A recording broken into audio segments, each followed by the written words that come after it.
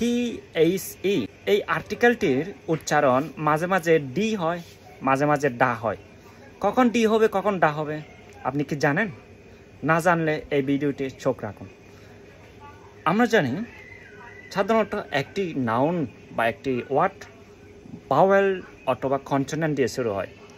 আর যখন ভাওয়েল দিয়ে শুরু হবে তার আগে যদি THE এই আর্টিকেলটি বোঝানো হয় তখন তার উচ্চারণ হবে ডি, যেমন ডি আন্ট।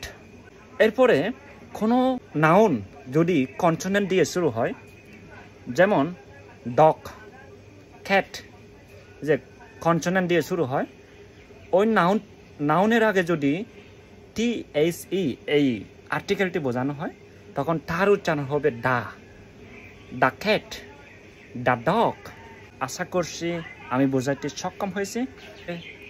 ভালো লাগলে ভিডিওটি শেয়ার করবেন, লাইক করবেন। See you again.